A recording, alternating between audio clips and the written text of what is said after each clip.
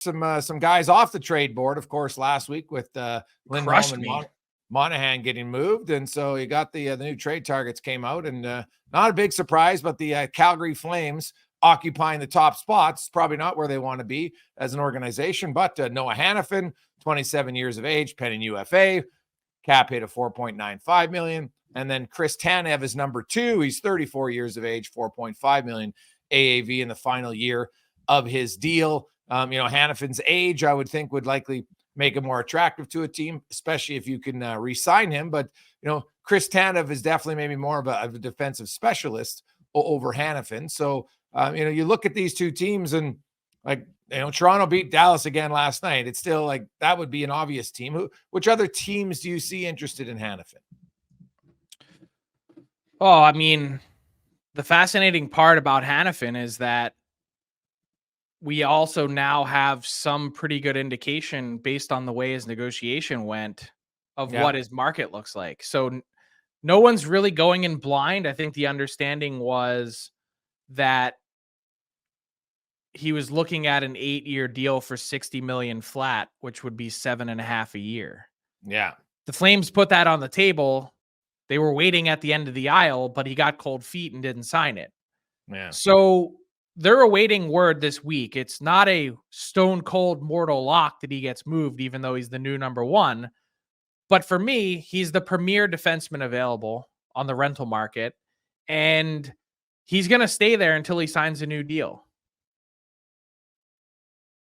Yeah, makes sense. I get why.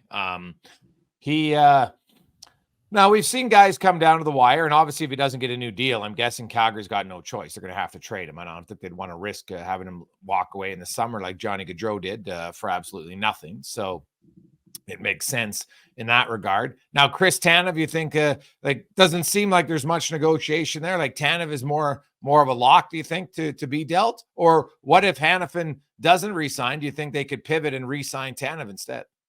Oh, I think Tanev is a lock to be traded. I just think with where they're heading, knowing that they're probably not going to be they may be a playoff team next year, but they're not going to be a contending team the next couple years until they can, get moving in a different direction, which they're now well on their way after these trades. I mean, think about what Craig Conroy has turned Tyler Toffoli, Nikita Zadorov, and Elias Lindholm into in just 8 months. If they're also moving Hannafin and Tanev, like you've got a stockpile now from which you can deal. And that's a pretty intoxicating feeling, I'd imagine. But Tanev just doesn't fit their timeline to me. And as much as they like him, I think the value is elsewhere. It doesn't really make a lot of sense for them to re-sign him. And I'll add Ottawa into the mix too. Like it's been bizarre to hear. Like I get coveting Chris Tanev, but why would you trade for him now when you could potentially just wait and get him in the summer? Guess depends if it'd be like trading for his rights earlier, except, what's the cost going to be for Tanev? I'm kind of curious about, right? It's a second. Yeah. Wow.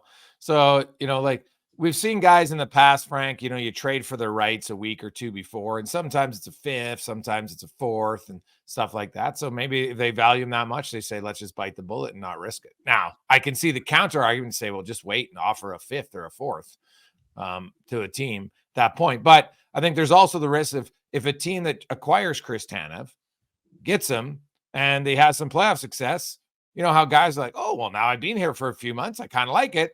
More likely to re-sign there. Yeah, I get it. I guess my thing is I would just wait and see how he plays. I'd want to see the whole thing start to finish if I'm an acquiring team on Tanev. Where is he at?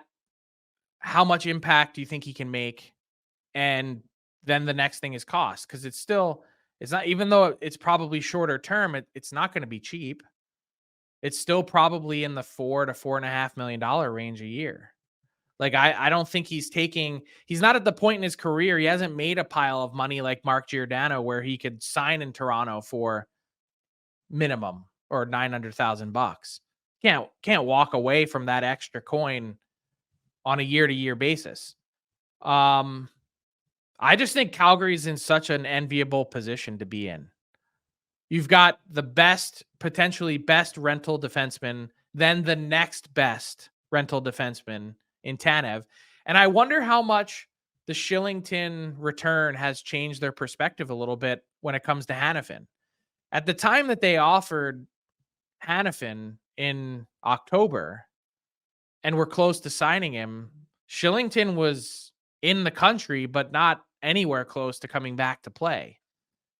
Now that he's back, if you can go, and he's still also a pending UFA and no guarantee that he comes back, but if you are to keep him and you could go Weegar, Anderson, Shillington, that at least covers you off a lot better than only having two of those guys, which I think was part of the reason why they really were pushing to keep Hanifin is, hey, look, if we're really looking at 2 to 3 years from now, we could maybe replace 2 to 3 defensemen on our roster, but it's going to be hard to replace 4 of them in a 2-year period of time of guys that we really believe in that can make a difference. So I think Calgary's in a great spot now.